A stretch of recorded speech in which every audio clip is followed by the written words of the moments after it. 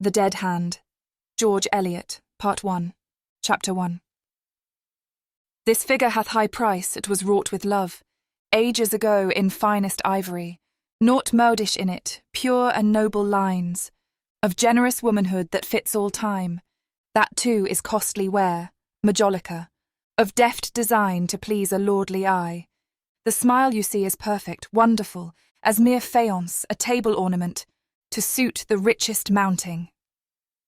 Dorothea seldom left home without her husband, but she did occasionally drive into Middlemarch alone, on little errands of shopping or charity such as occur to every lady of any wealth when she lives within 3 miles of a town.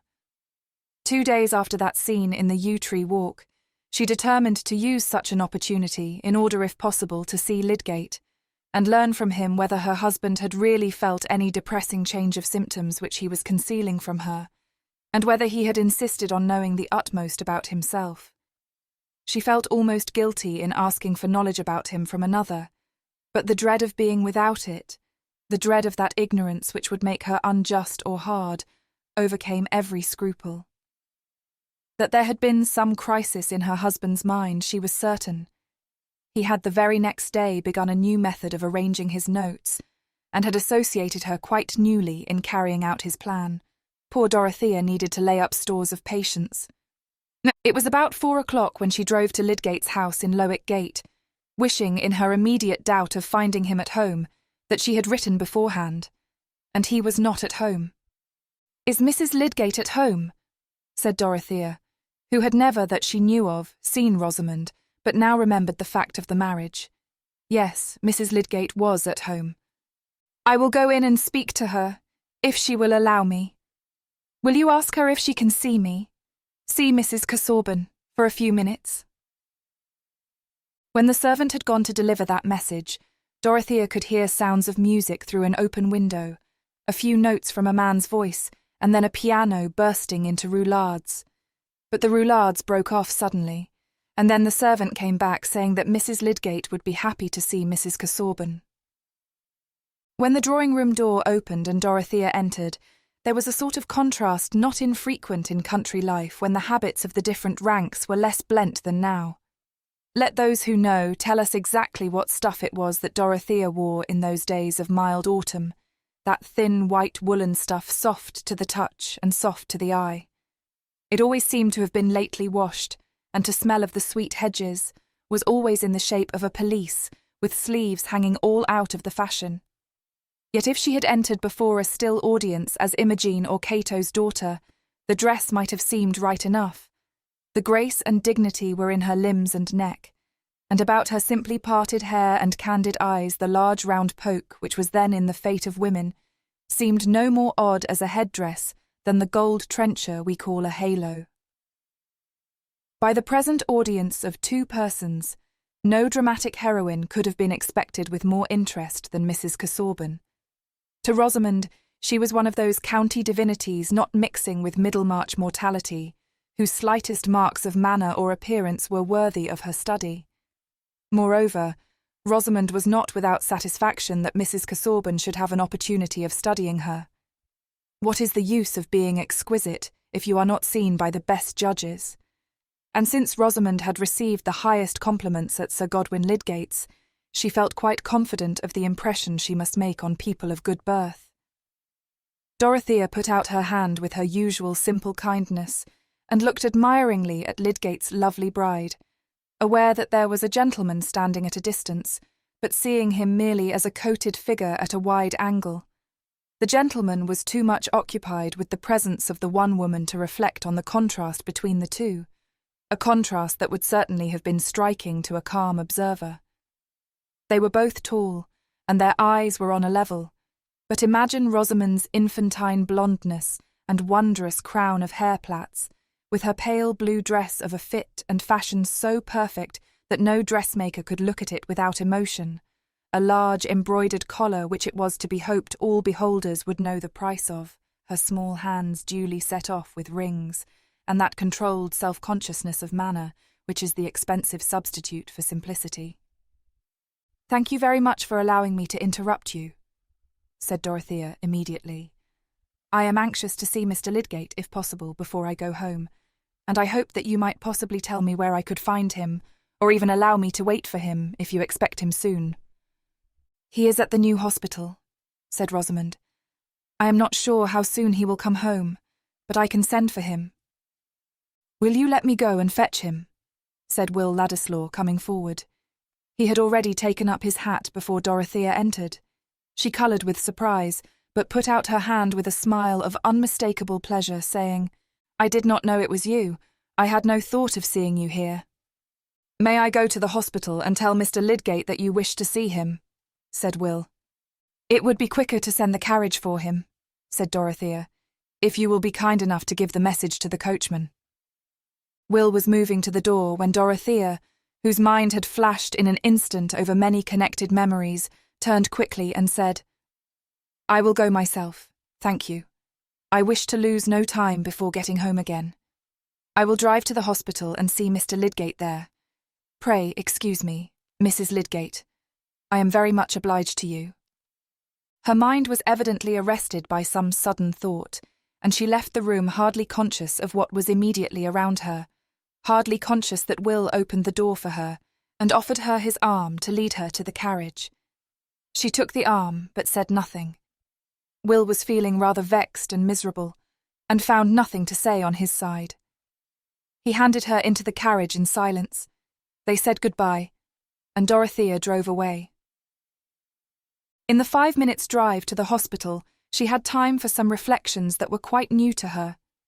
Her decision to go, and her preoccupation in leaving the room, had come from the sudden sense that there would be a sort of deception in her voluntarily allowing any further intercourse between herself and Will which she was unable to mention to her husband, and already her errand in seeking Lydgate was a matter of concealment.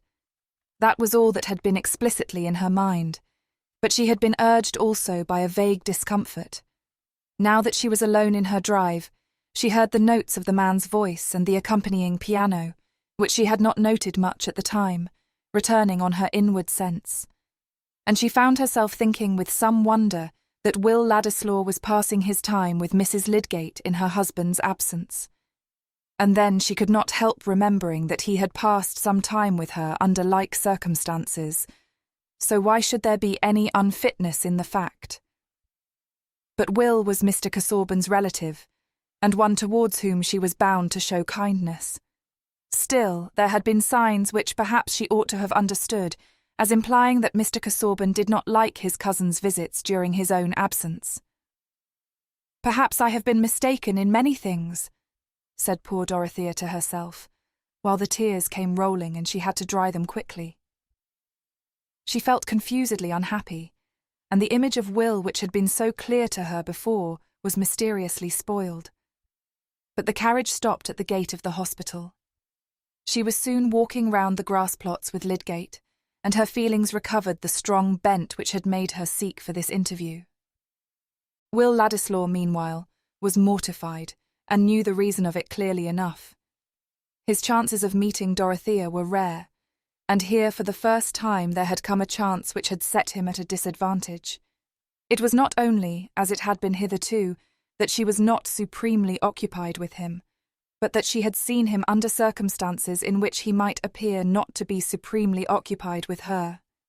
He felt thrust to a new distance from her, amongst the circles of Middlemarchers who made no part of her life. But that was not his fault. Of course, since he had taken his lodgings in the town, he had been making as many acquaintances as he could, his position requiring that he should know everybody and everything. Lydgate was really better worth knowing than anyone else in the neighbourhood, and he happened to have a wife who was musical and altogether worth calling upon. Here was the whole history of the situation in which Diana had descended too unexpectedly on her worshipper. It was mortifying. Will was conscious that he should not have been at Middlemarch but for Dorothea, and yet his position there was threatening to divide him from her with those barriers of habitual sentiment which are more fatal to the persistence of mutual interest than all the distance between Rome and Britain. Prejudices about rank and status were easy enough to defy in the form of a tyrannical letter from Mr. Casaubon, but prejudices, like odorous bodies, have a double existence, both solid and subtle. Solid as the pyramids, subtle as the 20th echo of an echo, or as the memory of hyacinths which once scented the darkness. And Will was of a temperament to feel keenly the presence of subtleties. A man of clumsier perceptions would not have felt, as he did, that for the first time some sense of unfitness in perfect freedom with him had sprung up in Dorothea's mind, and that their silence, as he conducted her to the carriage, had had a chill in it. Perhaps Casaubon, in his hatred and jealousy, had been insisting to Dorothea that Will had slid below her socially. Confound Casaubon! Will re-entered the drawing-room, took up his hat, and looking irritated as he advanced towards Mrs. Lydgate, who had seated herself at her work-table, said, "It is always fatal to have music or poetry interrupted. May I come another day and just finish about the rendering of Lunghi dal caro bene?" "I shall be happy to be taught," said Rosamond, "but I am sure you admit that the interruption was a very beautiful one. I quite envy your acquaintance with Mrs. Casaubon. Is she very clever? She looks as if she were." "Really, I never thought about it," said Will sulkily. "That is just the answer Tertius gave me when I first asked him if she were handsome. What is it that you gentlemen are thinking of when you are with Mrs. Casaubon?" "Herself," said Will, not indisposed to provoke the charming Mrs. Lydgate. "When one sees a perfect woman, one never thinks of her attributes, one is conscious of her presence." "I shall be jealous when Tertius goes to Lowick," said Rosamond, dimpling and speaking with airy lightness. "He will come back and think nothing of me." "That does not seem to have been the effect on Lydgate hitherto. Mrs. Casaubon is too unlike other women for them to be compared with her." "You are a devout worshipper, I perceive. You often see her, I suppose?" "No," said Will, almost pettishly. "Worship is usually a matter of theory rather than of practice, but I am practicing it to excess just at this moment. I must really tear myself away." "Pray come again some evening. Mr. Lydgate will like to hear the music, and I cannot enjoy it so well without him." When her husband was at home again, Rosamond said, standing in front of him and holding his coat collar with both her hands, "Mr. Ladislaw was here singing with me when Mrs. Casaubon came in. He seemed vexed. Do you think he disliked her seeing him at our house? Surely your position is more than equal to his, whatever may be his relation to the Casaubons." No, it must be something else if he were really vexed. Ladislaw is a sort of gypsy. He thinks nothing of leather and prunella. Music apart, he is not always very agreeable. Do you like him?" "Yes, I think he is a good fellow. Rather miscellaneous and bric-a-brac, but likeable." "Do you know, I think he adores Mrs. Casaubon." "Poor devil," said Lydgate, smiling and pinching his wife's ears. Rosamond felt herself beginning to know a great deal of the world, especially in discovering what, when she was in her unmarried girlhood, had been inconceivable to her, except as a dim tragedy in bygone costumes, that women, even after marriage, might make conquests and enslave men. At that time, young ladies in the country, even when educated at Mrs. Lemon's, read little French literature later than Racine, and public prints had not cast their present magnificent illumination over the scandals of life. Still, vanity, with a woman's whole mind and day to work in, can construct abundantly on slight hints, especially on such a hint as the possibility of indefinite conquests. How delightful to make captives from the throne of marriage with a husband as crown prince by your side, himself, in fact, a subject, while the captives look up forever hopeless, losing their rest probably, and if their appetite too, so much the better. But Rosamond's romance turned at present chiefly on her crown prince, and it was enough to enjoy his assured subjection. When he said, "Poor devil," she asked with playful curiosity, "Why so?" "Why? What can a man do when he takes to adoring one of you mermaids? He only neglects his work and runs up bills." "I am sure you do not neglect your work. You are always at the hospital, or seeing poor patients, or thinking about some doctor's quarrel. And then at home you always want to pore over your microscope and files. Confess you like those things better than me. Haven't you ambition enough to wish that your husband should be something better than a Middlemarch doctor? said Lydgate, letting his hands fall onto his wife's shoulders and looking at her with affectionate gravity. I shall make you learn my favourite bit from an old poet. Why should our pride make such a stir to be, and be forgot? What good is like to this? To do worthy the writing, and to write, worthy the reading and the world's delight. What I want, Rosie, is to do worthy the writing, and to write out myself what I have done. A man must work, to do that, my pet. Of course, I wish you to make discoveries. No one could more wish you to attain a high position in some better place than Middlemarch. You cannot say that I have ever tried to hinder you from working. But we cannot live like hermits. You are not discontented with me, Tertius? No, dear, no. I am too entirely contented. But what did Mrs. Casaubon want to say to you? Merely to ask about her husband's health. But I think she is going to be splendid to our new hospital. I think she will give us 200 a year. Chapter 2. I would not creep along the coast but steer. Out in mid-sea, by guidance of the stars. When Dorothea, walking round the laurel-planted plots of the new hospital with Lydgate, had learned from him that there were no signs of change in Mr. Casaubon's bodily condition, beyond the mental sign of anxiety to know the truth about his illness. She was silent for a few moments, wondering whether she had said or done anything to rouse this new anxiety. Lydgate, not willing to let slip an opportunity of furthering a favourite purpose, ventured to say, I don't know whether your or Mr. Casaubon's attention has been drawn to the needs of our new hospital.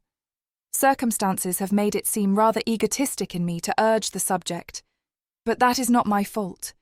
It is because there is a fight being made against it by the other medical men.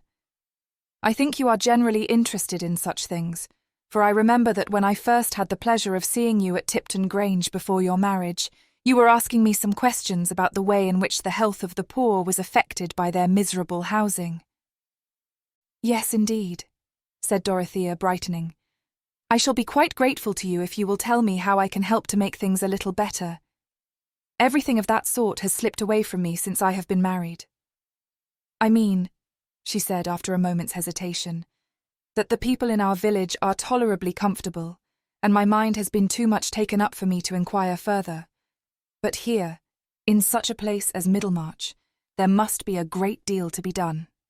There is everything to be done, said Lydgate with abrupt energy, and this hospital is a capital piece of work, due entirely to Mr. Bulstrode's exertions and in a great degree to his money. But one man can't do everything in a scheme of this sort. Of course he looked forward to help, and now there's a mean petty feud set up against the thing in the town by certain persons who want to make it a failure. What can be their reasons? Said Dorothea with naive surprise. Chiefly Mr. Bulstrode's unpopularity to begin with. Half the town would almost take trouble for the sake of thwarting him. In this stupid world, most people never consider that a thing is good to be done unless it is done by their own set. I had no connection with Bulstrode before I came here. I look at him quite impartially, and I see that he has some notions, that he has set things on foot, which I can turn to good public purpose. If a fair number of the better educated men went to work with the belief that their observations might contribute to the reform of medical doctrine and practice, we should soon see a change for the better. That's my point of view. I hold that by refusing to work with Mr. Bulstrode, I should be turning my back on an opportunity of making my profession more generally serviceable. I quite agree with you, said Dorothea, at once fascinated by the situation sketched in Lydgate's words.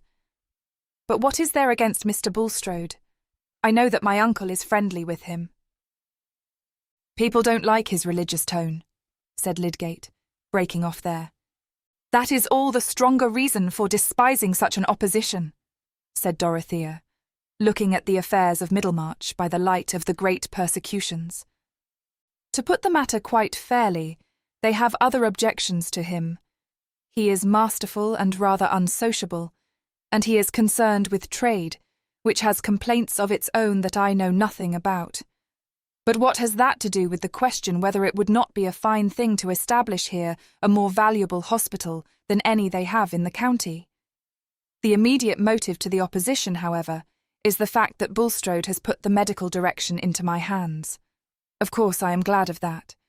It gives me an opportunity of doing some good work, and I am aware that I have to justify his choice of me.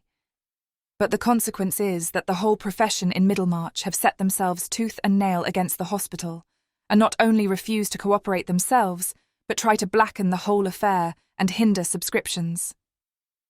"How very petty!" exclaimed Dorothea indignantly. "I suppose one must expect to fight one's way. There is hardly anything to be done without it. And the ignorance of people about here is stupendous.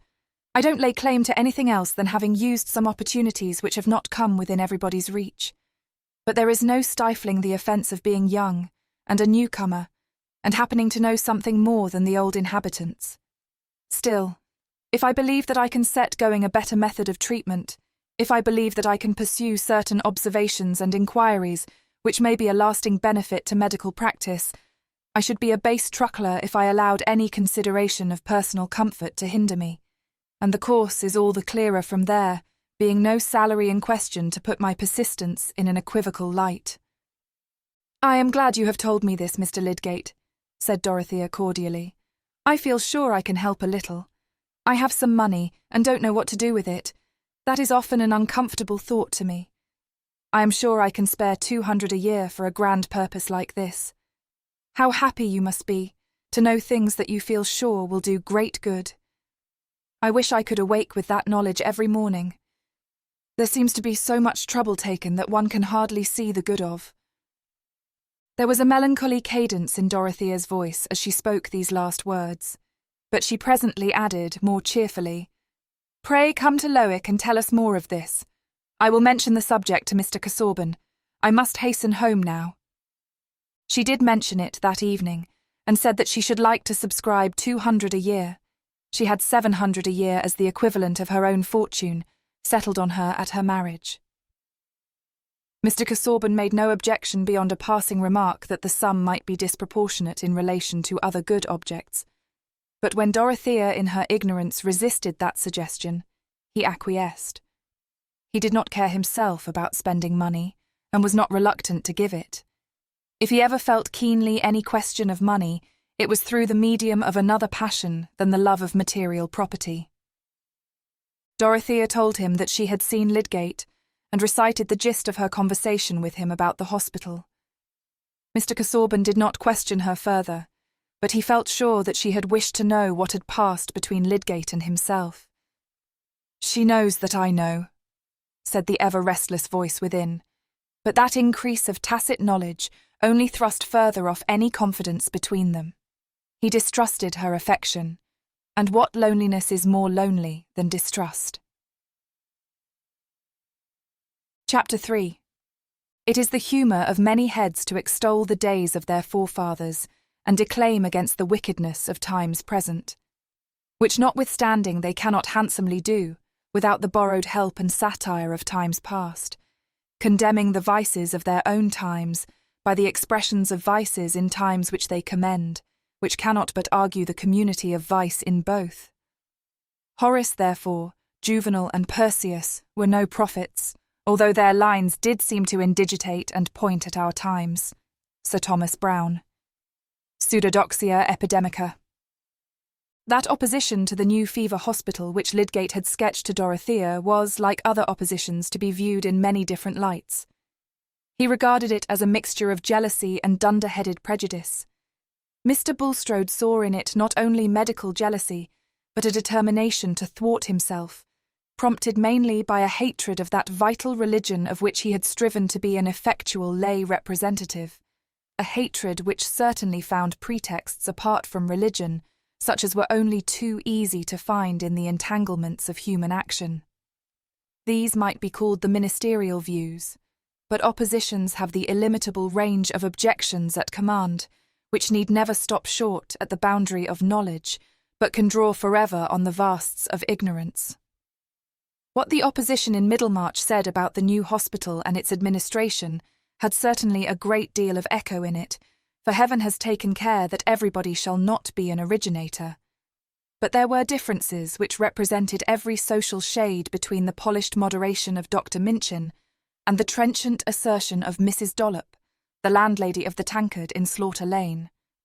Mrs. Dollop became more and more convinced by her own asseveration that Dr. Lydgate meant to let the people die in the hospital, if not to poison them, for the sake of cutting them up without saying by your leave or with your leave. For it was a known fact that he had wanted to cut up Mrs. Goby as respectable a woman as any in Parley Street, who had money in trust before her marriage. A poor tale for a doctor, who, if he was good for anything, should know what was the matter with you before you died, and not want to pry into your inside after you were gone. If that was not reason, Mrs. Dollop wished to know what was. But there was a prevalent feeling in her audience that her opinion was a bulwark, and that if it were overthrown there would be no limits to the cutting up of bodies, as had been well seen in Burke and Hare with their pitch plasters. Such a hanging business as that was not wanted in Middlemarch. And let it not be supposed that opinion at the Tankard in Slaughter Lane was unimportant to the medical profession. That old authentic public house, the original Tankard, known by the name of Dollop's, was the resort of a great benefit club, which had some months before put to the vote whether its long-standing medical man, Dr. Gambit, should not be cashiered in favour of this Dr. Lydgate, who was capable of performing the most astonishing cures and rescuing people altogether given up by other practitioners. But the balance had been turned against Lydgate by two members, who for some private reasons held that this power of resuscitating persons as good as dead was an equivocal recommendation, and might interfere with providential favours. In the course of the year, however, there had been a change in the public sentiment, of which the unanimity at Dollop's was an index. A good deal more than a year ago, before anything was known of Lydgate's skill, the judgments on it had naturally been divided, depending on a sense of likelihood, situated perhaps in the pit of the stomach or in the pineal gland, and differing in its verdicts, but not the less valuable as a guide in the total deficit of evidence. Patients who had chronic diseases or whose lives had long been worn threadbare, like old Featherstone's, had been at once inclined to try him. Also, many who did not like paying their doctor's bills thought agreeably of opening an account with a new doctor and sending for him without stint if the children's temper wanted a dose. Occasions when the old practitioners were often crusty, and all persons thus inclined to employ Lydgate held it likely that he was clever. Some considered that he might do more than others where there was liver. At least there would be no harm in getting a few bottles of stuff from him, since if these proved useless it would still be possible to return to the purifying pills, which kept you alive if they did not remove the yellowness. But these were people of minor importance. Good Middlemarch families were of course not going to change their doctor without reason shown, and everybody who had employed Mr. Peacock did not feel obliged to accept a new man merely in the character of his successor, objecting that he was not likely to be equal to Peacock. But Lydgate had not been long in the town before there were particulars enough reported of him to breed much more specific expectations and to intensify differences into partisanship. Some of the particulars being of that impressive order of which the significance is entirely hidden, like a statistical amount without a standard of comparison, but with a note of exclamation at the end. The cubic feet of oxygen yearly swallowed by a full-grown man. What a shudder they might have created in some Middlemarch circles. Oxygen. Nobody knows what that may be. Is it any wonder the cholera has got to Danzig? And yet there are people who say quarantine is no good. One of the facts quickly rumoured was that Lydgate did not dispense drugs.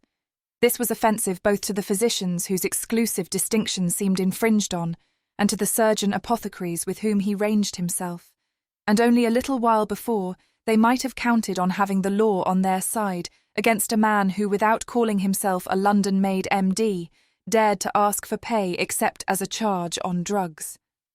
But Lydgate had not been experienced enough to foresee that his new course would be even more offensive to the laity, and to Mr. Mormsey, an important grocer in the top market, who, though not one of his patients, questioned him in an affable manner on the subject, he was injudicious enough to give a hasty popular explanation of his reasons, pointing out to Mr. Mormsey that it must lower the character of practitioners and be a constant injury to the public if their only mode of getting paid for their work was by their making out long bills for drafts, boluses, and mixtures. It is in that way that hard-working medical men may come to be almost as mischievous as quacks, said Lydgate, rather thoughtlessly. To get their own bread, they must overdose the king's lieges, and that's a bad sort of treason, Mr. Mormsey, undermines the constitution in a fatal way.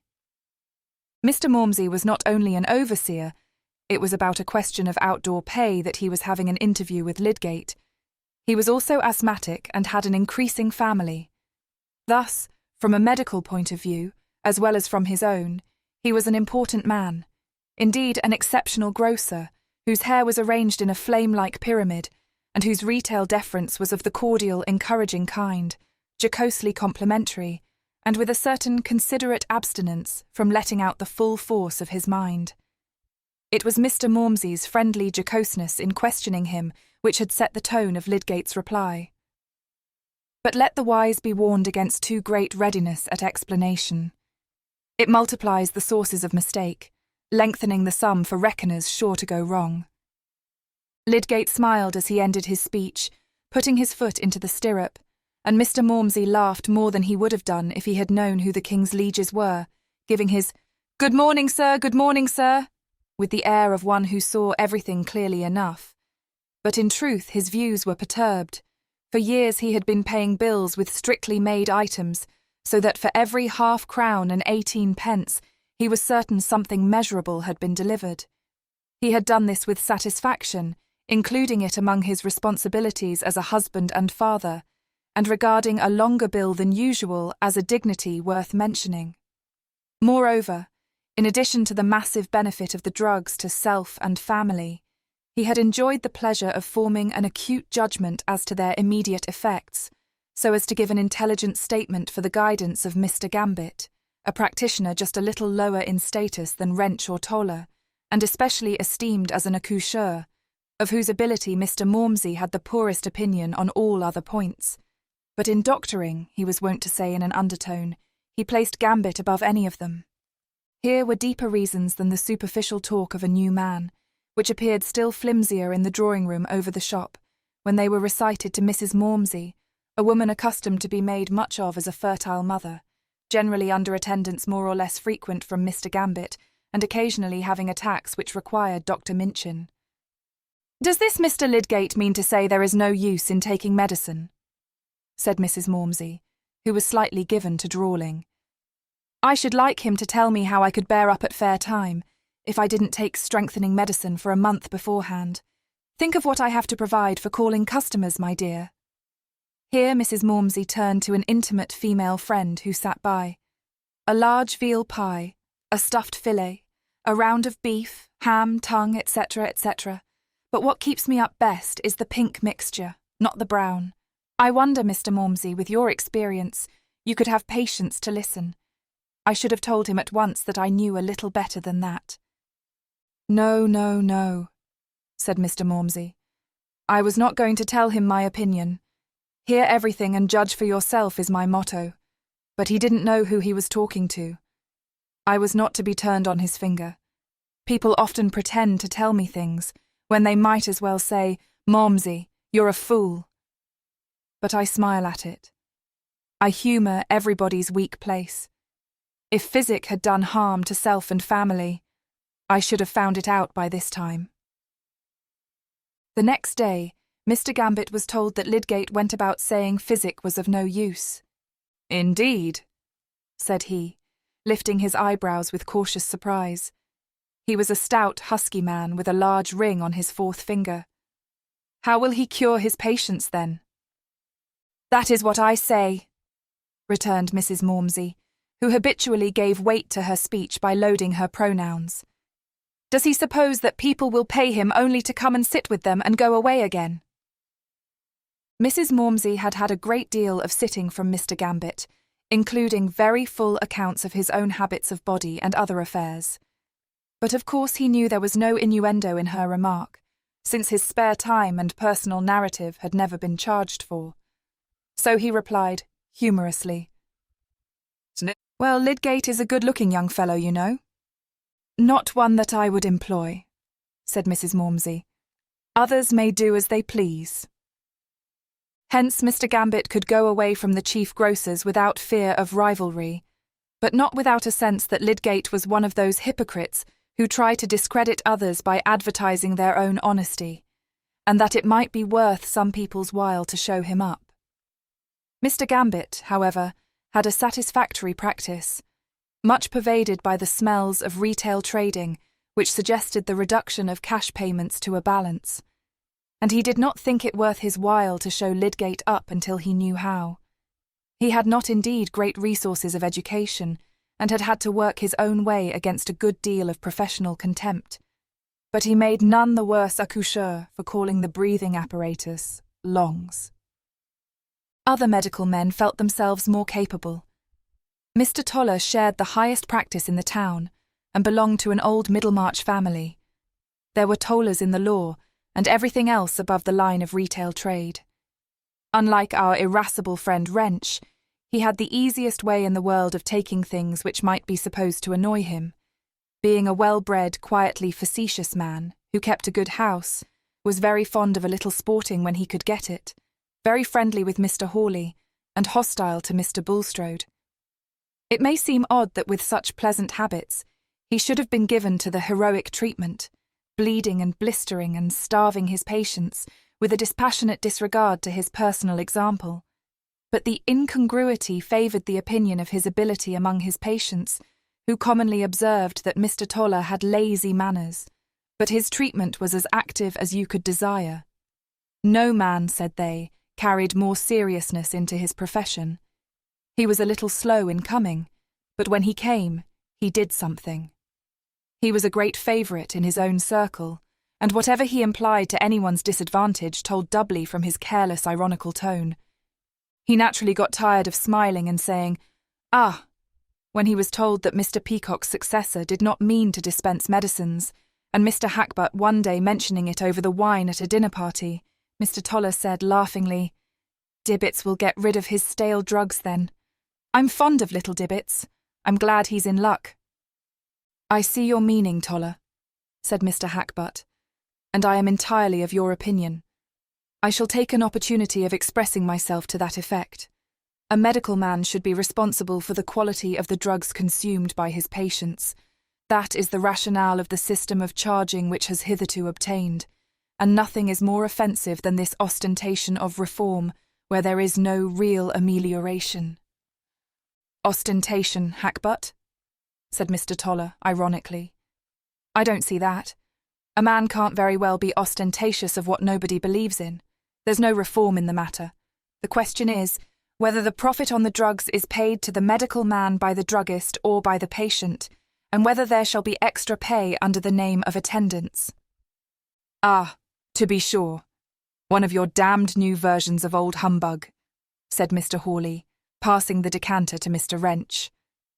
Mr. Wrench, generally abstemious, often drank wine rather freely at a party, getting the more irritable in consequence. "As to humbug, Hawley," he said, "that's a word easy to fling about.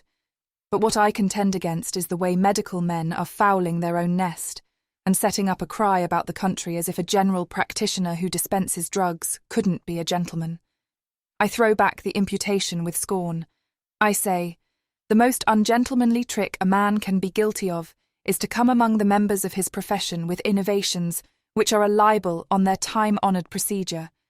That is my opinion, and I am ready to maintain it against anyone who contradicts me." Mr. Wrench's voice had become exceedingly sharp. "I can't oblige you there, Wrench," said Mr. Hawley, thrusting his hands into his trouser pockets. "My dear fellow," said Mr. Toller, striking in pacifically, and looking at Mr. Wrench, "the physicians have their toes trodden on more than we have. If you come to dignity, it is a question for Minchin and Sprague. Does medical jurisprudence provide nothing against these infringements?" said Mr. Hackbutt, with a disinterested desire to offer his lights. "How does the law stand, Hawley?" "Nothing to be done there," said Mr. Hawley. "I looked into it for Sprague. You'd only break your nose against a damned judge's decision." "Pooh! No need of law," said Mr. Toller. So far as practice is concerned, the attempt is an absurdity. No patient will like it, certainly not peacocks, who have been used to depletion. Pass the wine. Mr. Toller's prediction was partly verified. If Mr. and Mrs. Mormsey, who had no idea of employing Lydgate, were made uneasy by his supposed declaration against drugs, it was inevitable that those who called him in should watch a little anxiously to see whether he did use all the means he might use in the case. Even good Mr. Powderell, who in his constant charity of interpretation was inclined to esteem Lydgate the more for what seemed a conscientious pursuit of a better plan, had his mind disturbed with doubts during his wife's attack of erysipelas, and could not abstain from mentioning to Lydgate that Mr. Peacock on a similar occasion had administered a series of boluses which were not otherwise definable than by their remarkable effect in bringing Mrs. Powderell round before Michaelmas from an illness which had begun in a remarkably hot August.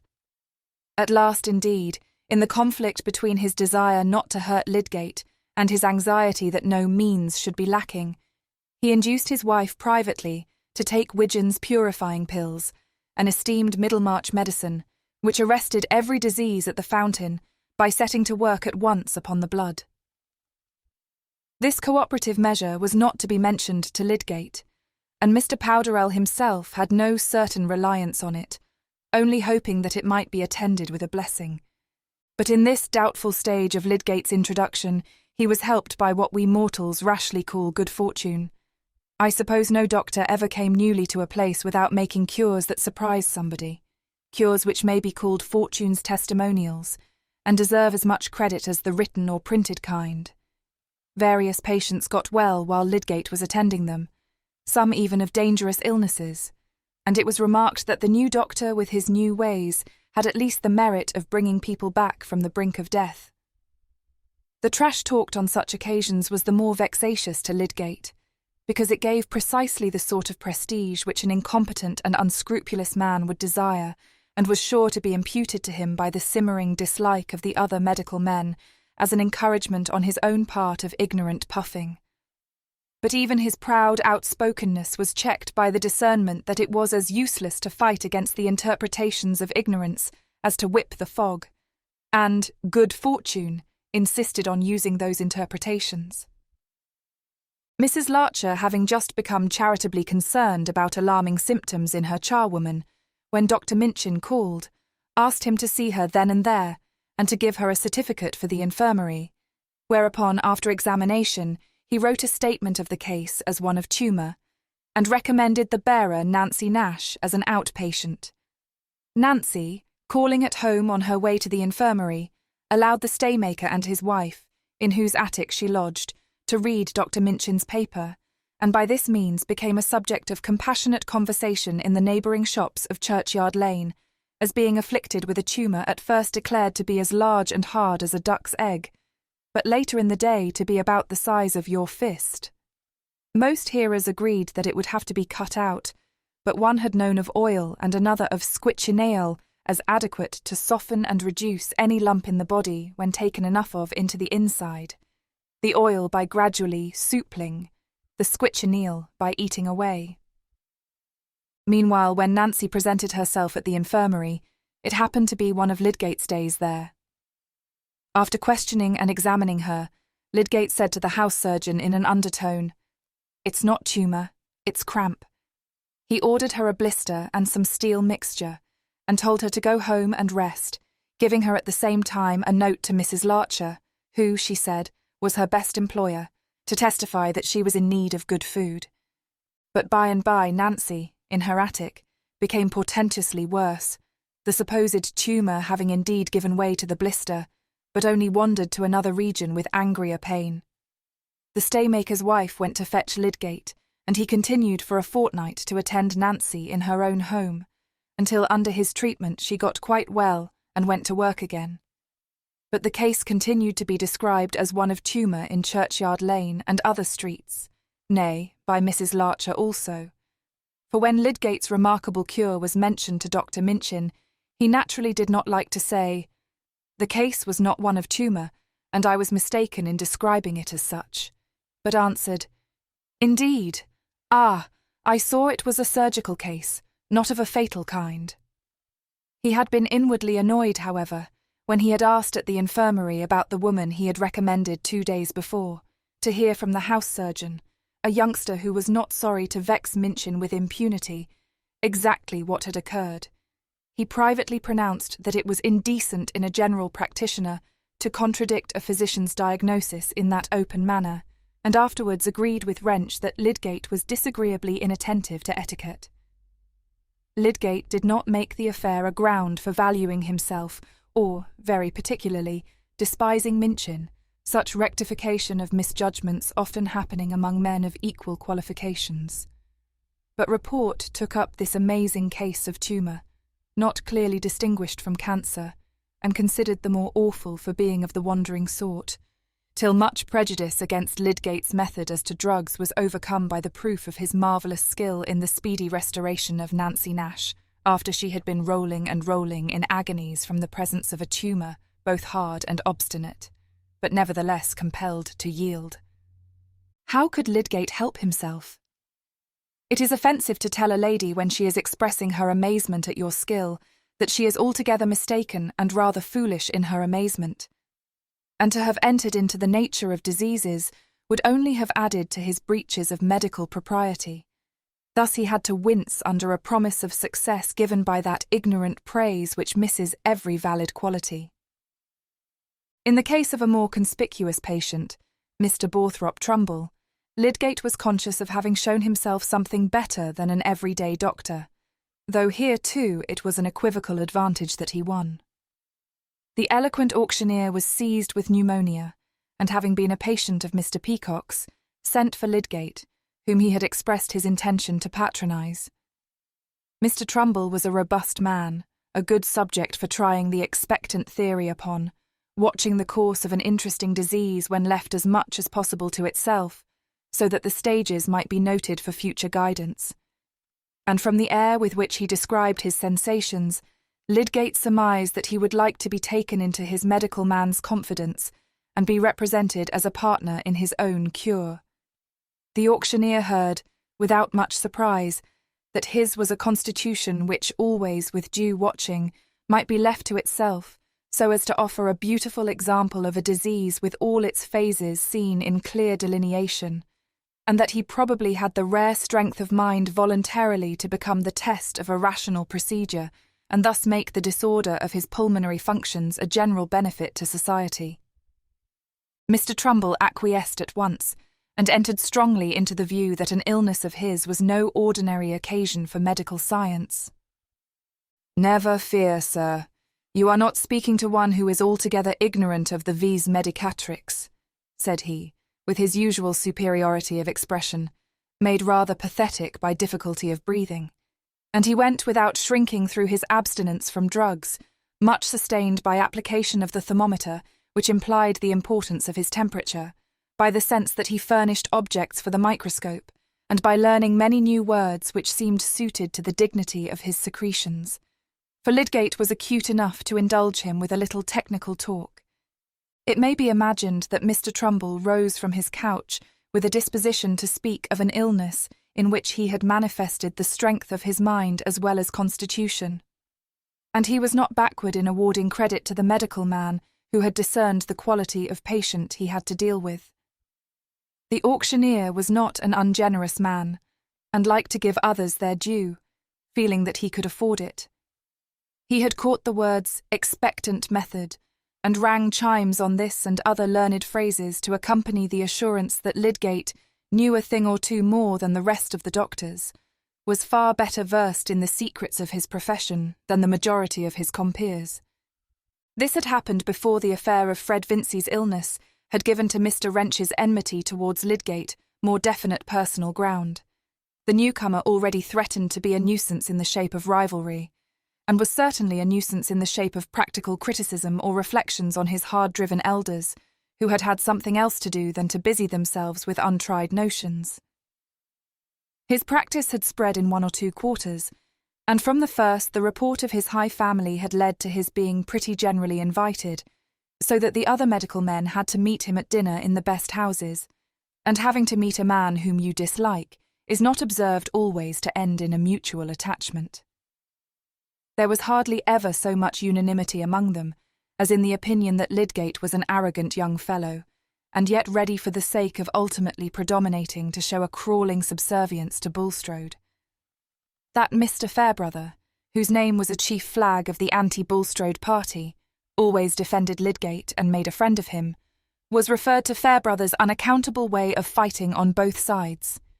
Here was plenty of preparation for the outburst of professional disgust at the announcement of the laws Mr. Bulstrode was laying down for the direction of the new hospital, which were the more exasperating because there was no present possibility of interfering with his will and pleasure, everybody except Lord Medlicott having refused help towards the building, on the ground that they preferred giving to the old infirmary. Mr. Bulstrode met all the expenses, and had ceased to be sorry that he was purchasing the right to carry out his notions of improvement without hindrance from prejudiced coadjutors. But he had had to spend large sums, and the building had lingered. Caleb Garth had undertaken it, had failed during its progress, and before the interior fittings were begun, had retired from the management of the business, and when referring to the hospital he often said that however Bulstrode might ring if you tried him, he liked good solid carpentry and masonry, and had a notion both of drains and chimneys.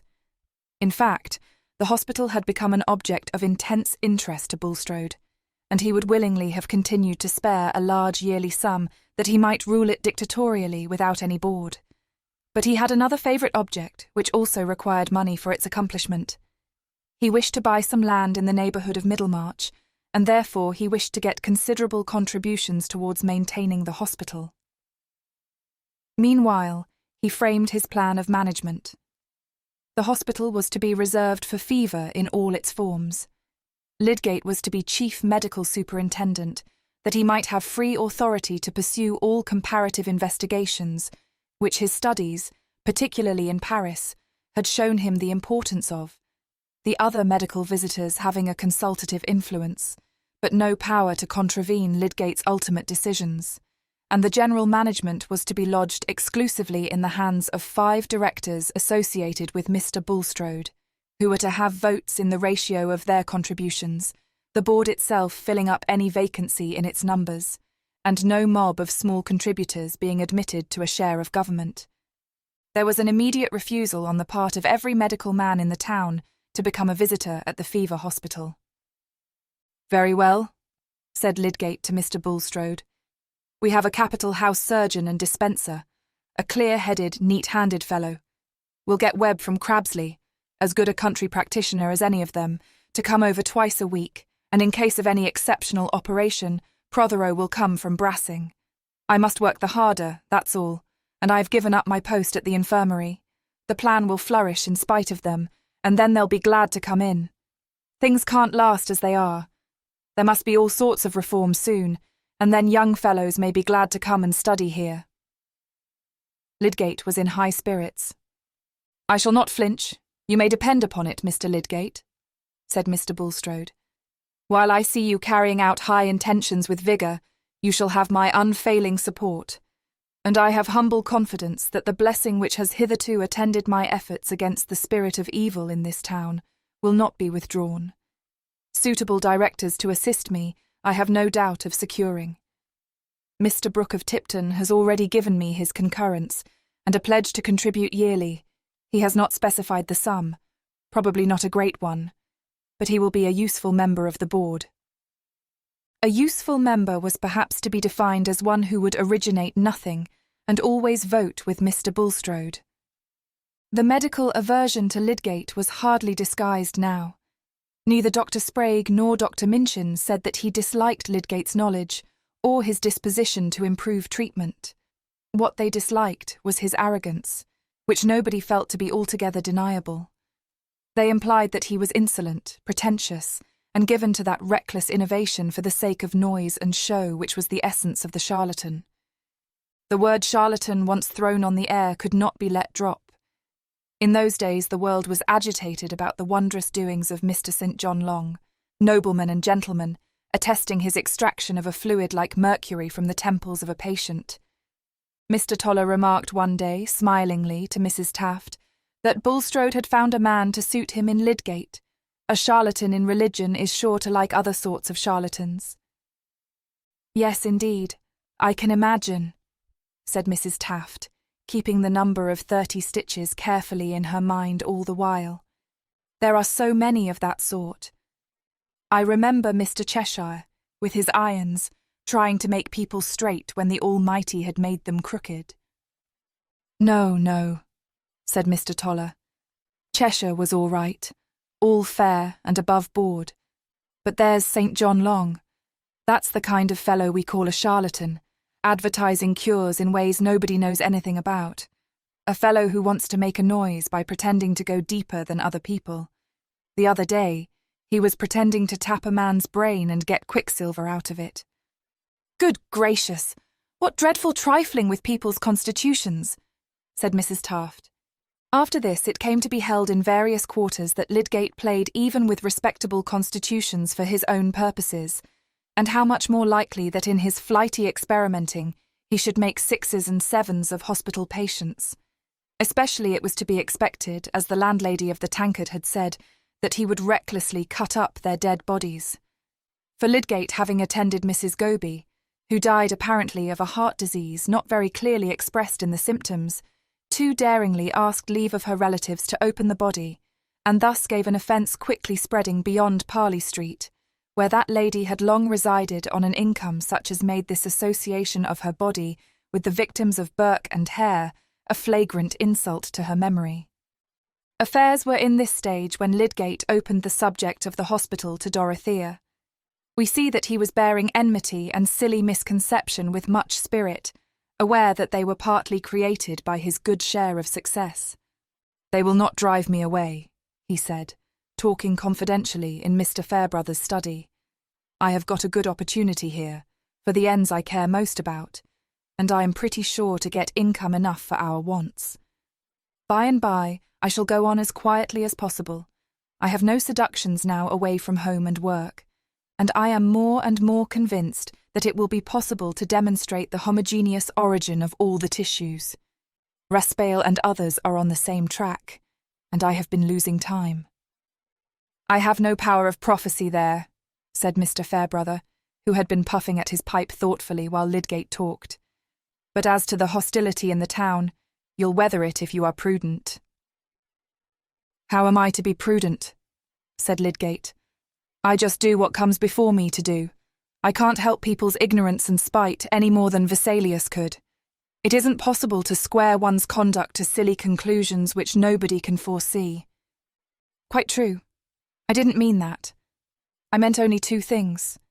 One is, keep yourself as separable from Bulstrode as you can. Of course, you can go on doing good work of your own by his help, but don't get tied. Perhaps it seems like personal feeling in me to say so, and there's a good deal of that, I own, but personal feeling is not always in the wrong if you boil it down to the impressions which make it simply an opinion." "Bulstrode is nothing to me," said Lydgate carelessly, "except on public grounds. As to getting very closely united to him, I am not fond enough of him for that." "But what was the other thing you meant?" said Lydgate, who was nursing his leg as comfortably as possible and feeling in no great need of advice. "Why, this. Take care. Experto crede. Take care not to get hampered about money matters. I know by a word you let fall one day that you don't like my playing at cards so much for money. You are right enough there, but try and keep clear of wanting small sums that you haven't got. I am perhaps talking rather superfluously, but a man likes to assume superiority over himself by holding up his bad example and sermonizing on it." Lydgate took Mr. Fairbrother's hints very cordially, though he would hardly have borne them from another man. He could not help remembering that he had lately made some debts, but these had seemed inevitable, and he had no intention now to do more than keep house in a simple way. The furniture for which he owed would not want renewing, nor even the stock of wine for a long while. Many thoughts cheered him at that time, and justly. A man conscious of enthusiasm for worthy aims is sustained under petty hostilities by the memory of great workers who had to fight their way not without wounds, and who hover in his mind as patron saints, invisibly helping.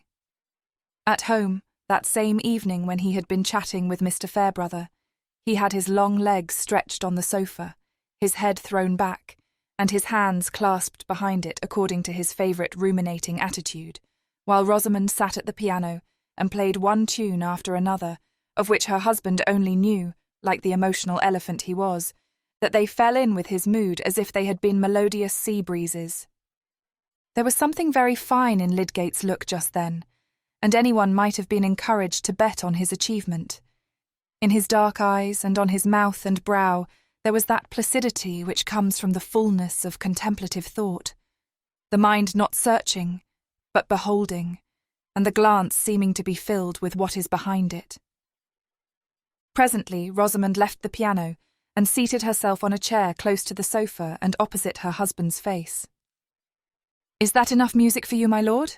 she said, folding her hands before her and putting on a little air of meekness. "Yes, dear, if you are tired," said Lydgate, gently, turning his eyes and resting them on her, but not otherwise moving.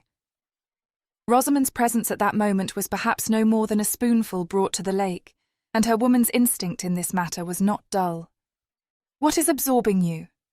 she said, leaning forward and bringing her face nearer to his. He moved his hands and placed them gently behind her shoulders. "I am thinking of a great fellow, who was about as old as I am 300 years ago, and had already begun a new era in anatomy." "I can't guess," said Rosamond, shaking her head. "We used to play at guessing historical characters at Mrs. Lemon's, but not anatomists. I'll tell you. His name was Vesalius, and the only way he could get to know anatomy as he did was by going to snatch bodies at night from graveyards and places of execution." "Oh," said Rosamond with a look of disgust on her pretty face. "I am very glad you are not Vesalius. I should have thought he might find some less horrible way than that." "No, he couldn't," said Lydgate, going on too earnestly to take much notice of her answer. "He could only get a complete skeleton by snatching the whitened bones of a criminal from the gallows and burying them and fetching them away by bits secretly in the dead of night." "I hope he is not one of your great heroes," said Rosamond, half playfully, half anxiously. "Else I shall have you getting up in the night to go to St. Peter's churchyard. You know how angry you told me the people were about Mrs. Goby. You have enemies enough already." "So had Vesalius, Rosie. No wonder the medical fogies in Middlemarch are jealous, when some of the greatest doctors living were fierce upon Vesalius because they had believed in Galen, and he showed that Galen was wrong. They called him a liar and a poisonous monster, but the facts of the human frame were on his side, and so he got the better of them." "And what happened to him afterwards?" said Rosamond, with some interest. "Oh, he had a good deal of fighting to the last, and they did exasperate him enough at one time to make him burn a good deal of his work. Then he got shipwrecked just as he was coming from Jerusalem to take a great chair at Padua. He died rather miserably." There was a moment's pause before Rosamond said, "Do you know, Tertius, I often wish you had not been a medical man." "Nay, Rosie, don't say that," said Lydgate, drawing her closer to him. "That is like saying you wish you had married another man." "Not at all. You are clever enough for anything. You might easily have been something else, and your cousins at Quallingham all think that you have sunk below them in your choice of a profession." "The cousins at Quallingham may go to the devil," said Lydgate with scorn. "It was like their impudence if they said anything of the sort to you." "Still," said Rosamond, "I do not think it is a nice profession, dear." We know that she had much quiet perseverance in her opinion. "It is the grandest profession in the world, Rosamond," said Lydgate gravely. "And to say that you love me without loving the medical man in me is the same sort of thing as to say that you like eating a peach, but don't like its flavour. Don't say that again, dear. It pains me." "Very well, Dr. Graveface," said Rosie, dimpling. "I will declare in future that I dote on skeletons and body snatchers and bits of things in files, and quarrels with everybody that end in your dying miserably." No, not so bad as that," said Lydgate, giving up remonstrance and petting her resignedly.